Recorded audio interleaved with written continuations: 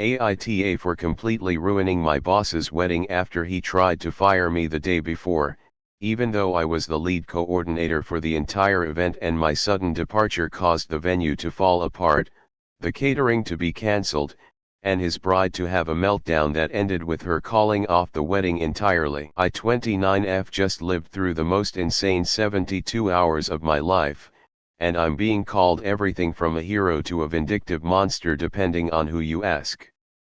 I genuinely don't know if I did the right thing or if I let my anger destroy something that should have been sacred, regardless of how much I hated my boss.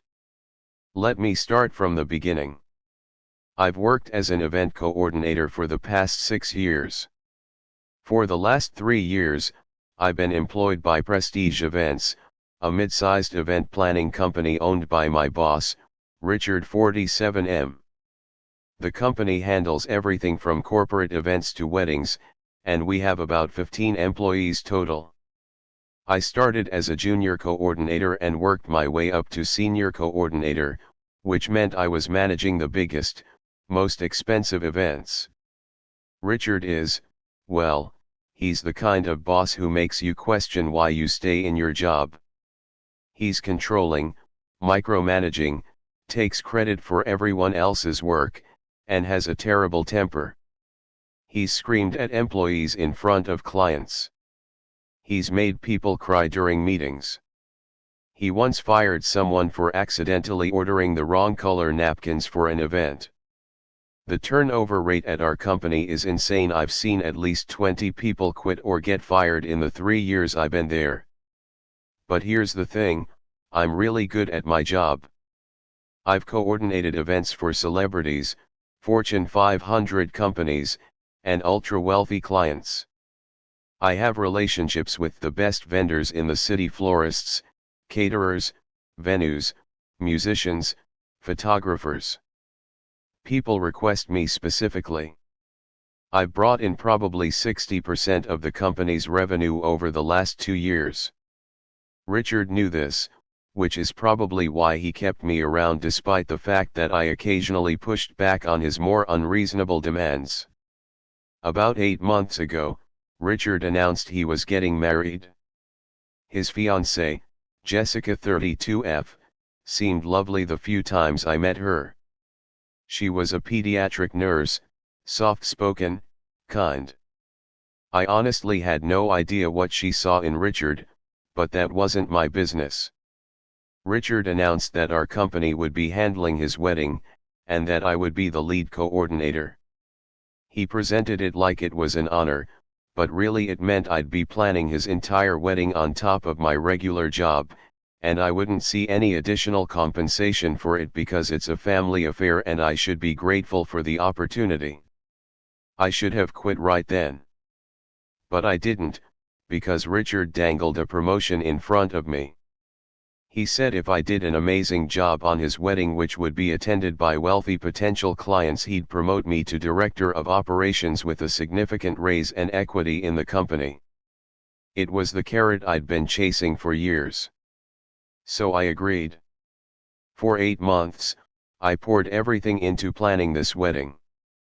Jessica wanted a fairytale wedding: elegant, romantic, over the top. We're talking 250 guests, a historic estate venue, a 5-course dinner, a 12-piece orchestra, custom floral installations, a designer dress, the works.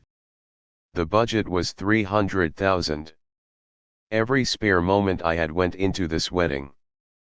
I worked nights and weekends coordinating with vendors, designing the layout, managing the timeline, dealing with Jessica's evolving vision and Richard's constant interference. Richard was a nightmare to work for even on his own wedding. He'd change his mind constantly, contradict Jessica's wishes, demand things that were impossible, and blame me when vendors couldn't accommodate his last-minute requests. He screamed at me twice: once because the invitation calligraphy wasn't elegant enough, it was $3,000 worth of hand-done calligraphy, and once because I'd scheduled a cake tasting that conflicted with his golf game. But I pushed through because I wanted that promotion. I'd already mentally spent the raise. I was looking at apartments I could afford with the new salary. I was planning my own future around this promise. The wedding was scheduled for Saturday. On Thursday afternoon, Richard called me into his office. I thought we were doing a final walkthrough of the weekend timeline. Instead, he sat me down and said, "I'm letting you go." I literally laughed because I thought he was joking. But he wasn't. He said my performance had been unsatisfactory and that he was taking the company in a different direction. He handed me a termination letter dated that day, told me to pack my things, and said my final paycheck would be mailed to me. I was in complete shock. I asked him about the wedding. It was in 2 days.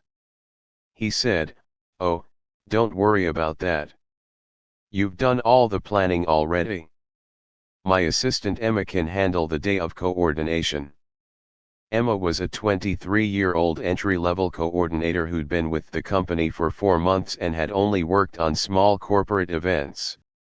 She had no idea how to manage something of this scale. I asked him about the promotion he'd promised. He actually smirked and said, "I never put that in writing. Did I consider the experience of planning a high-profile wedding your compensation?" That's when I realized, Richard had used me. He'd dangled a fake promotion to get me to plan his entire wedding for free, on top of my regular job, and now that the planning was done, he was firing me so he wouldn't have to follow through on his promise. He probably figured all the hard work was done and Emma could just execute the plan I'd created. I asked him why he was firing me. He said something vague about attitude problems and not being a team player. It was complete bullshit. The real reason became clear when he mentioned that his nephew just graduated with an event planning degree and would be joining the company in a senior role. He was firing me to make room for nepotism. I sat there for a moment, processing. Then I asked, very calmly, "So you want me to hand everything over to Emma?" He said yes. I said, "Okay. Let me get my things." I went back to my desk and I made a decision. Everything for Richard's wedding, and I mean everything, was in my possession. The detailed timeline, the vendor contact list, the floor plans, the payment schedules, the contracts, the backup plans, the special requests. I had it all in my personal files because Richard never wanted to deal with the details himself. He'd told me from the beginning to just handle it and only tell him what he needed to know. I also had personal relationships with every single vendor. These were people I'd worked with for years, people who liked me and trusted me. The venue coordinator was my friend. The florist had started in the business the same time I did, and we'd collaborated on dozens of events. The caterer had told me multiple times that I was his favorite coordinator to work with because I was organized and respectful. Here's what I did: I packed up all my personal files related to the wedding. All of it. I didn't delete anything from the company server. That would have been illegal destruction of company property. But the most detailed, updated versions of everything were in my personal folders and handwritten notes, which were my property. I took them. Then I sent a mass email to every vendor involved in Richard's wedding. The email said, "Dear vendor, I wanted to inform you that as of today, I am no longer employed by Prestige Events and will no longer be coordinating the Richard last name and Jessica last name wedding on Saturday. The company has assigned this event to Emma last name, who will be your new point of contact. Please reach out to her at email with any questions or issues. I apologize for any confusion this may cause, and I wish you all the best. Best regards, my name." That was it. No sabotage, no telling them to cancel, no bad-mouthing Richard. Just a factual statement that I was no longer involved and providing the new contact information. Then I left. I packed my desk, walked out, and went home. My phone immediately started blowing up with calls from the office, but I ignored them. I blocked Richard's number. I poured myself a glass of wine and tried to process what had just happened. What I didn't fully appreciate at the time was the chaos my departure would cause. See, when you're a good event coordinator, you're not just a person with a checklist. You're the relationship manager, the problem solver, the person who knows every detail and contingency. You're the one vendors trust and rely on. And I'd been managing this wedding for 8 months. The fallout started that evening. The venue coordinator called me. I didn't answer, but she left a voicemail. She said Emma had called her, panicked, because she didn't have the final floor plan or the timeline for setup. The venue coordinator said she'd worked exclusively with me and had no idea what was going on, and could I please call her back? The florist texted me. The caterer emailed me. The musician called. All of them had the same message. Emma had contacted them but seemed completely lost. She didn't have critical information. She didn't know the answers to their questions. She was asking them things she should already know. They were all concerned about whether Saturday would go smoothly. I didn't respond to any of them. It wasn't my wedding anymore. It wasn't my problem. Friday was when things really fell apart. Richard called me from a number I hadn't blocked yet, screaming that I'd sabotaged his wedding and demanding I return immediately to fix everything. I told him I'd been fired and had no obligation to help him. He threatened to sue me. I told him to have his lawyer call me and hung up. Throughout Friday, I got messages from co-workers, people still at the company, telling me what was happening. Emma was in complete meltdown mode. She couldn't find half the information she needed. When she tried to reference the files on the company server, they were outdated versions that didn't include any of the changes made in the last 2 months. Richard had never paid attention to the details, so he couldn't fill in the gaps. Jessica was panicking. Here's where things got really bad. Several vendors started pulling out. The florist called the company and said she wasn't comfortable proceeding without a clear plan and a coordinator she trusted. She offered to refund the deposit. The caterer said he needed someone who could confirm final guest count, dietary restrictions, and timing information I had, but Emma couldn't provide. When Emma couldn't give him clear answers, he said he might have to cancel because he couldn't prepare food without proper information. The venue coordinator, my friend, called Emma and basically said, I worked with my name on every detail of this event. I don't have time to start from scratch with someone new 24 hours before the wedding. Either my name comes back, or I'm going to have to recommend postponing. By Friday evening, at least 4 major vendors had either pulled out or were threatening to. The wedding was falling apart. And Jessica, sweet, innocent Jessica who'd done nothing wrong, was apparently having a complete breakdown. According to one of my co-workers who texted me, Jessica spent Friday crying and saying she couldn't believe this was happening, that her dream wedding was being ruined, and that maybe they should just elope. That's when I started feeling guilty. I hadn't sabotaged anything directly. I'd just removed myself and my labor from a situation where I was being exploited. But the result was the same. A bride's wedding was being destroyed, and she was collateral damage in a dispute she had nothing to do with. Richard showed up at my apartment Friday night. He banged on my door for 10 minutes. I didn't answer. He finally left, but not before shouting through the door that I was a vindictive bitch who was jealous of his happiness. My neighbor actually called the building security on him. Saturday morning, the day of the wedding, I woke up to approximately 50 missed calls and texts. I finally looked at some of them. The messages were from various people, co-workers, vendors I was friendly with, even a few of Richard's family members who somehow got my number. They all said variations of the same thing: the wedding was a disaster. Only half the vendors showed up. The ones who did were working with incomplete information. The venue was barely decorated. The catering was wrong. Nothing was going according to plan. Then I got a call from Jessica. I almost didn't answer, but something made me pick up. She was crying so hard she could barely speak. She said, "Please, I know you don't owe Richard anything, but I'm begging you.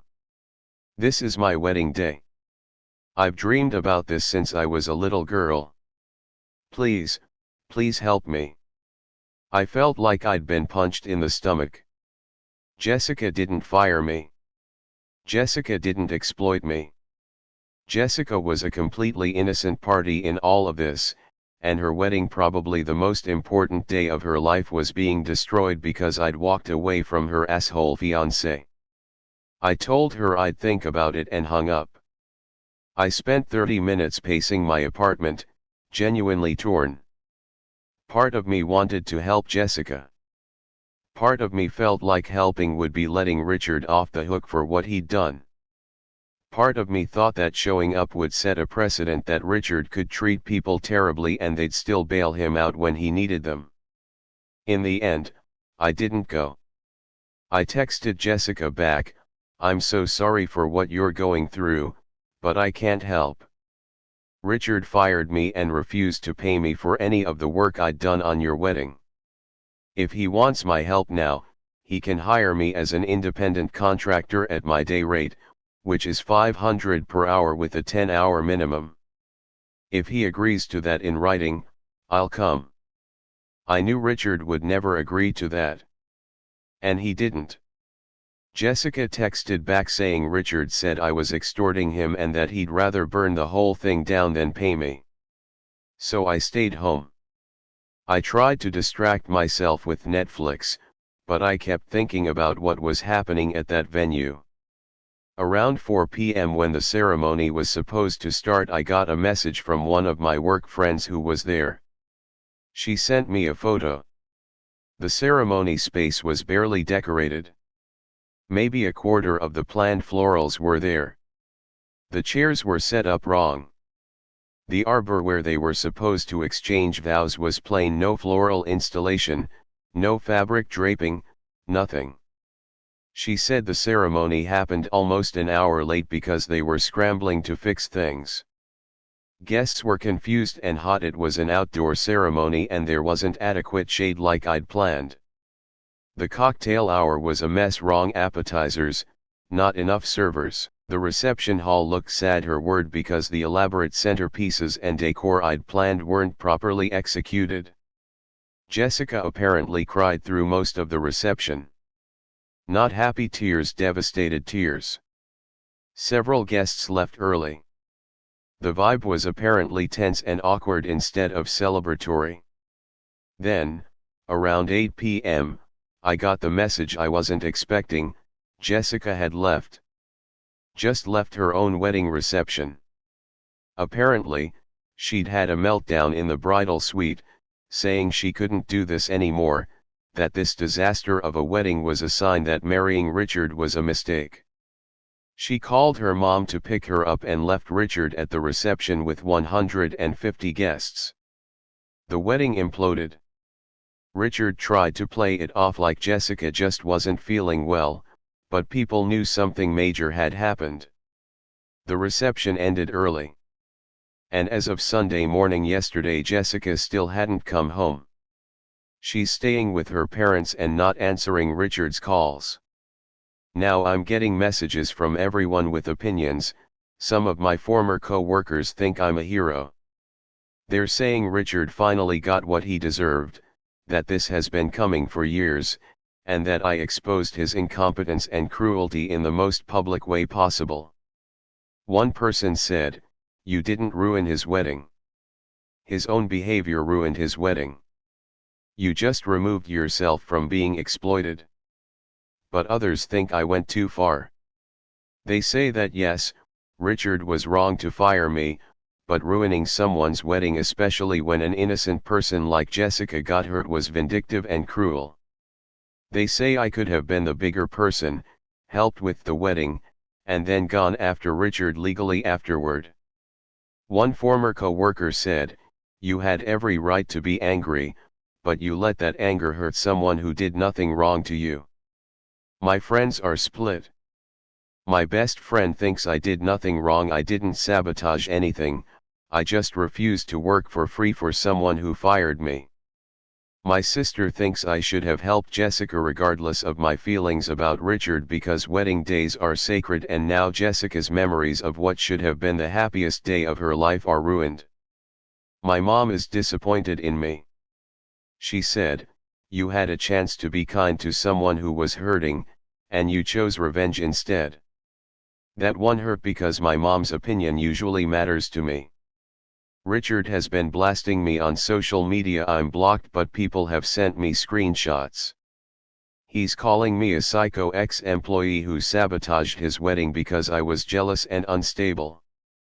He's claiming I deleted files I didn't, told vendors to cancel I didn't, and conspired to destroy his special day I definitely didn't. Some of his friends and family are in the comments calling me terrible names. But I've also had 3 former Prestige Events employees reach out to say they'd be willing to testify about Richard's treatment of employees if I wanted to pursue legal action for wrongful termination, and 2 vendors have contacted me to say they'd be interested in working with me directly if I ever start my own event planning business, because they always preferred working with me over the company. Jessica called me again yesterday. She was calmer. She said, "I don't know if I'm going to marry Richard. This whole situation has made me see sides of him I'd been ignoring. But I need you to know that my wedding day, the day I'd been planning for 8 months, was the worst day of my life.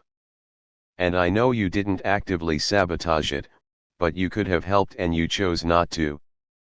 I understand why, but it doesn't change the fact that I'll never get that day back." That conversation broke something in me. I keep replaying her words. She's right, she'll never get that day back.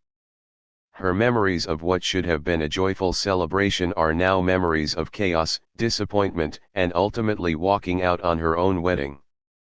And while I didn't directly cause that, I definitely contributed to it by refusing to help. But here's what I keep coming back to: why was it my responsibility to fix Richard's mess? He fired me. He used me. He exploited my labor for months with false promises. Why should I have rescued him from the consequences of his own actions, and why is everyone focusing on my refusal to help rather than on Richard's decision to fire the person who'd planned his entire wedding 48 hours before the event? I also can't stop thinking about Jessica. She really was innocent in all of this.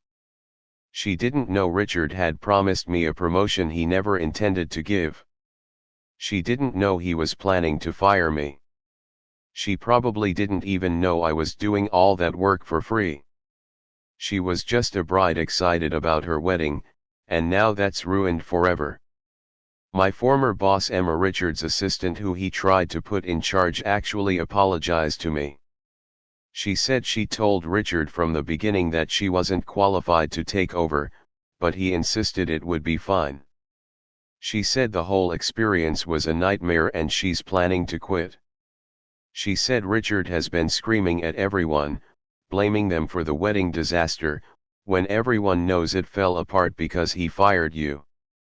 So now I'm sitting here, unemployed, being called both a hero and a monster, and genuinely not knowing if I did the right thing.